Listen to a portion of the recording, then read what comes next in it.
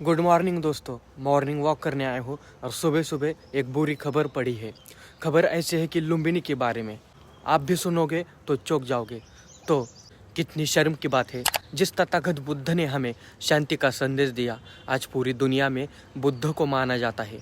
भारत, चीन, जापान जैसे देश बुद्ध को अपना गुरु मानते हैं। फिर उसी बुद्ध की धरती, जिस धरती पर बुद्ध का जन्म हुआ, वो हेरिटेज वास्तु आज क्यों खतरे में है? दुनिया को बड़ी बड़ी बुद्ध की बातें हम देते हैं, फिर जिस पवित्र स्थान पर महामाया ने विश्वगुरु बुद्ध को जन्म दिया, उस वास्तु में बारिश का पानी रिस रहा है। जापान, चीन, थाईलैंड, भारत खुद को इतना बड़ा समझता है। हमारे पास बड़े बड़े इमारत खड़े करने के लिए पैसे हैं, फ्री में सेवाएं दे सकते हैं, भ्रष्टाचार इतना होता है, इलेक्शन में इतने पैसे खर्च होते हैं, लेकिन हमारे बुद्ध जन्म स्थान को हम ठीक से रख भी नहीं सकते। उन अंग्रेज़ों ने बुद्ध का इतिहास खोज निकाला, सम्राट अशोक से लेकर बुद्ध तक का इतिहास दुनिया के सामने लाया।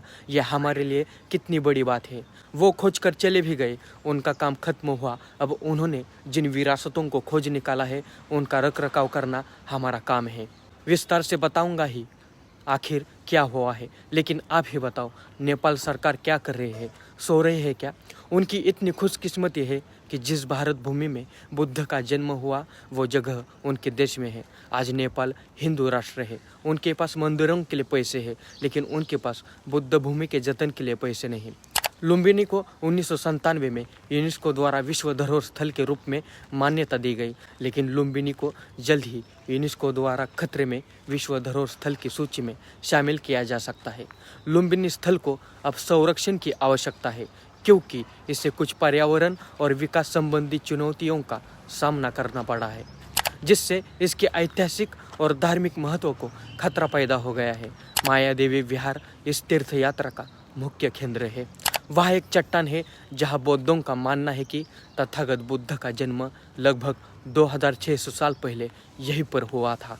लुम्बिनी नेपाल के दक्षिणी भाग में है। ये स्थान बौद्ध भिक्षुओं और अनुयायियों के लिए बहुत महत्वपूर्ण है।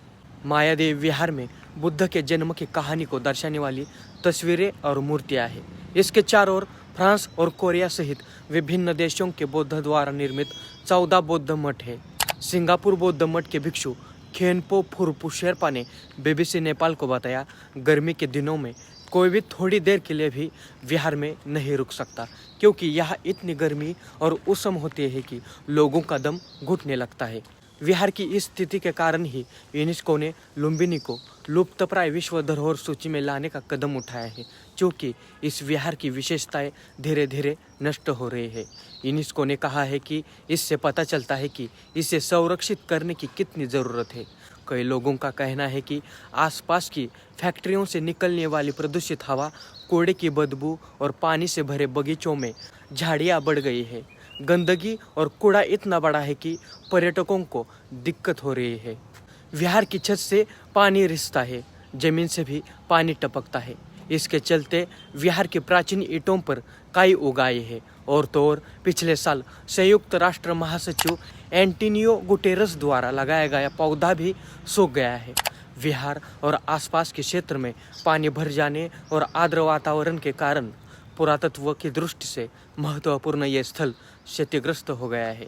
यही कारण है कि यूनेस्को ने सुझाव दिया है कि इस स्थान को लुप्तप्राय विरासत स्थलों की सूची में शामिल किया जाना चाहिए, लेकिन उन्हें यह भी डर है कि इसका असर यहाँ की बड़ी परियोजनाओं और योजनाओं के साथ साथ पर्यटन और विहार पर भी पड़ सकता है। मायादेवी विहार से सिर्फ 2 किलोमीटर दूरी पर मेडिटेशन सेंटर है, उस पर भी इसका असर पड़ सकता है। यूनेस्को ने उन स्थानों को विश्व धरोहर स्थल के रूप में मान्यता दी है जो मानव के लिए बहुत महत्वपूर्ण है। इन्हें इन स्थानों को संरक्षित करने के इरादे से सूचीबद्ध किया गया है, ताकि आने वाली पीढ़ियां इन्हें समझ सके और इनका आनंद ले सके। 1000 से भी ज़्यादा दुनिया भर में हेरिटेज साइट्स है, उनमें से 50 इस साल खतरे में आ गए हैं। इन 50 साइट की लिस्ट में हमारा लुम्बिनी स्थान भी है। मैं निषेध करता हूँ नेपाल सरकार का, जो एक तरफ नेपाल को हिंदू राष्ट्र घोषित करता है और दूसरी ओर विश्वगुरु बुद्ध का जन्म स्थान नष्ट होने के लिए कारण बना है।